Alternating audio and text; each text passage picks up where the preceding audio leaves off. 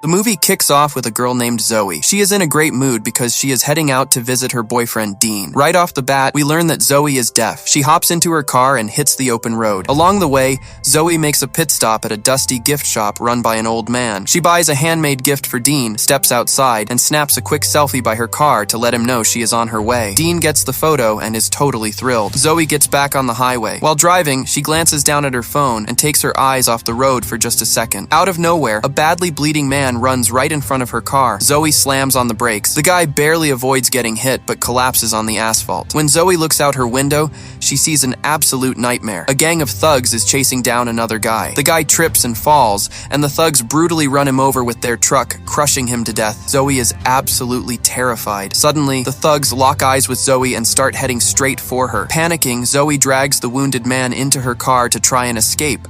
But before she can even hit the gas, the gang surrounds her. They drag Zoe out and mercilessly execute the wounded man right in front of her. Completely traumatized, Zoe tries to make a run for it, but the gang leader, a guy named Trey, pulls out his gun and shoots her right in the leg. Zoe instantly drops to the ground. The thugs drag Zoe back to their remote hideout. They tie her to a bed frame using thick barbed wire and start brutally torturing her, leaving her screaming in agony. Meanwhile, Dean is starting to panic. Hours have passed, and Zoe still has not shown up. He pulls up that last selfie she sent him and notices a billboard in the background. Using that, he pinpoints her exact location, calls the cops, and begs them to go find her. Back at the hideout, Trey opens up a large cabinet, and it is completely packed with human skulls. Trey brags that his grandfather was a military colonel. 100 years ago, during a war with the Apache tribe, his grandfather completely wiped them out. Those skulls belong to the slaughtered Apache people. Trey grabs one of the skulls, shoves it in Zoe's face, and tells her it belongs to the Apache chief. Zoe is paralyzed with fear. Eventually, the thugs realize that Zoe is deaf. One of the guys wants to just kill her and get it over with, but Trey says no, he wants to torture her a little longer. To settle it, they sit down to play a game of cards. After a few hands,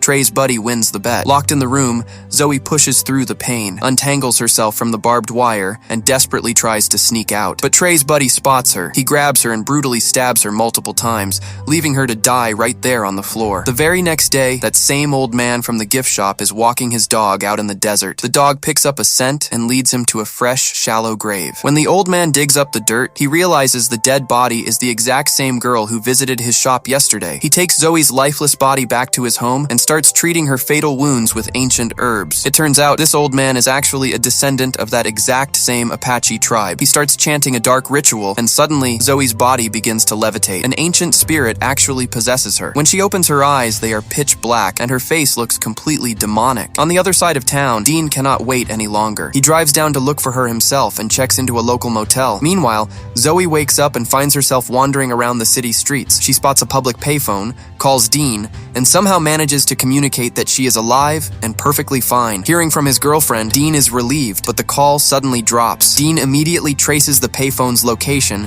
and rushes over there. At the same time, Zoe sees a police officer nearby and walks over to ask for help, but as she gets closer, she realizes the cop is actually one of the thugs from the gang. Seeing him makes her blood boil. Zoe stalks the corrupt cop all the way into a nightclub and sneaks up right behind him. When the gang member turns around and spots her, he immediately attacks, but Zoe grabs a glass bottle, violently slashes his stomach open, and kills him on the spot. The club owner pulls a gun and starts shooting at her, but Zoe easily dodges, smashes a chair over his head, and knocks him out cold. A little while later, Dean arrives at the payphone location, only to find it crawling with police. He asks an officer about Zoe, but the cop tells him a police officer was just murdered there, and the girl he is looking for is nowhere to be found. Just then, Trey and his gang roll up to the crime scene. When Trey sees his buddy's dead body, he loses his mind. Dean walks right up to them, shows them Zoe's picture, and asks if they have seen her. The second Trey sees the photo, he quietly tells his guys to get rid of Dean. But then Dean drops a bombshell. He says Zoe has to be nearby because she literally called him from this exact spot just an hour ago. The whole gang freezes in absolute shock. They step up to kill Dean right there, but a cop intervenes and orders the gang to leave the area. Zoe later wakes up inside a creepy wooden cabin. A door swings open all by itself,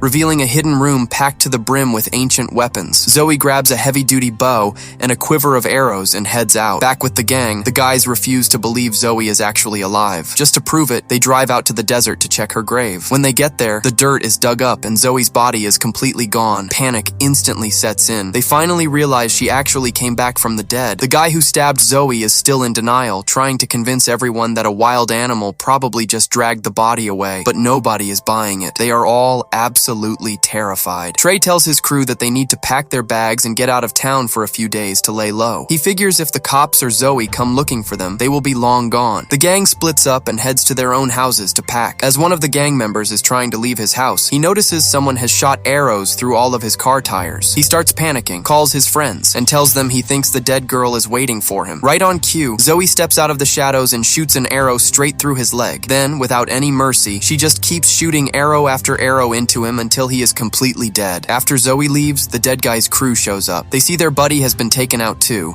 and they absolutely lose their minds in anger. Meanwhile, Zoe realizes that her physical body is slowly rotting away. Seeing this, she heads back to the old man and asks him how to fix it. That is when the old man drops the entire truth on her. He tells her he found her corpse and used an ancient ritual to bring her soul back. But during the process, another soul slipped into her body alongside hers. And it isn't just any soul. It belongs to the Apache chief, who has been burning for revenge for over a century. The Apache leader chose Zoe's body because they both share the exact same enemies. The old man warned Zoe that her body is decaying fast. Her time is running out, so whatever she plans to do, she has to do it quick. On the flip side, Trey and his gang finally realize Zoe isn't going to leave any of them alive. So Trey comes up with a dirty trick. He plans to kidnap Zoe's boyfriend, Dean, using him as bait so Zoe walks right into their trap. Back at the motel, Dean is heartbroken and crying over his girlfriend. Suddenly, Trey and his goons burst in and beat him to a pulp. They drag him out, toss him into their truck, and get ready to take off. But right as they are leaving, Zoe shows up. She shoots an arrow straight through one of the gang members' necks, leaving him badly wounded. Trey and his buddy are completely stunned to see Zoe standing there alive,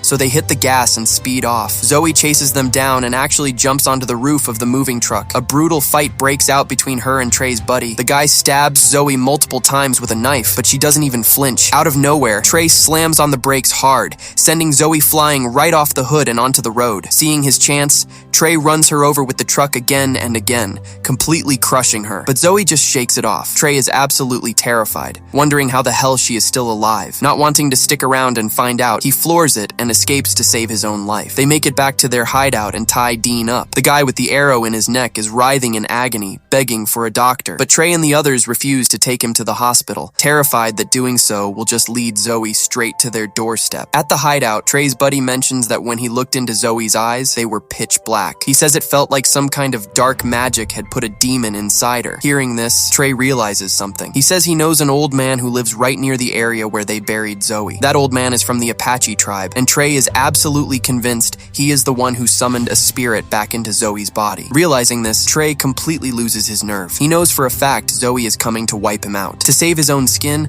Trey calls in a massive squad of heavily armed mercenaries for extra security. On the other side, Zoe is literally using duct tape to hold her mangled body together. She is heartbroken and exhausted. But just then, the spirit of the Apache chief appears before her. He hands Zoe two deadly ancient weapons that were used in his war. Night falls. Trey's wounded buddy can't take the pain anymore and is desperate to get to a hospital. He sneaks out, gets into his car, and drives off. But down the road, Zoe suddenly steps right in front of his headlights. She hurls a massive iron rod that pierces straight through the windshield and impales him. The car loses control, flips over, and the guy is killed instantly. Back at the hideout, Trey decides to mentally torture Dean. He goes into sick detail about exactly how they tortured Zoe. Hearing what they did to the girl he loves completely breaks Dean's heart, and he bursts into tears. A little while later, Trey gets a feeling that Zoe has breached the compound. He puts all his heavily armed men on high alert, but it doesn't matter. Zoe starts picking them off and slaughtering them one by one. Trey runs off to find his right-hand man, only to discover that Zoe has already taken him out too. Just then, Zoe steps out of the shadows, holding his buddy's actual heart in her hand. Right in front of Trey's eyes, she takes a raw bite out of it. This horrifying sight chills Trey to the bone, and he runs for his life. After that, Zoe makes her way to Dean. Seeing her in this horrific, decaying state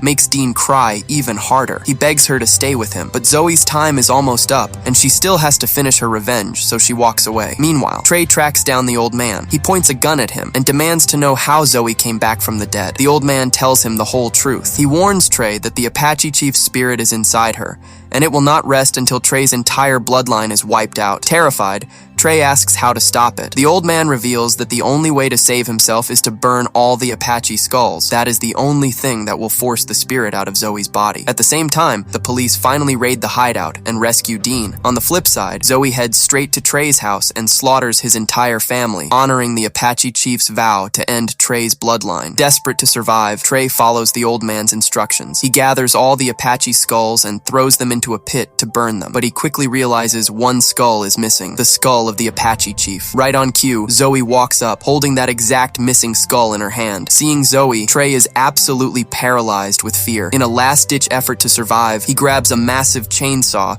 and a brutal, bloody fight kicks off. Zoe slices off one of Trey's arms. In retaliation, Trey revs the chainsaw and literally slices Zoe's body right down the middle, cutting her completely in half, but it doesn't even slow her down. Using just her upper half, Zoe lunges at Trey and slashes his throat wide open. Trey bleeds out and dies, and with that, both Zoe and the Apache leader finally get their ultimate revenge. A little while later, Dean arrives at the scene because the old man told him to go there. Dean looks down into the pit and sees Zoe's severed half. Crying, he tells her how much he loves her. Then, with a heavy heart, he sets her body on fire. As the flames consume her body, both Zoe and the Apache leader's souls finally find peace. Dean is still totally in the dark about what actually happened. The old man steps up and explains the whole story, telling Dean everything Zoe went through and why she had to kill those men. And with that, this insane story comes to an end. Let me know what you guys thought of the video down in the comments, and do not forget to hit that subscribe button. I will see you in the next video. Until then, goodbye.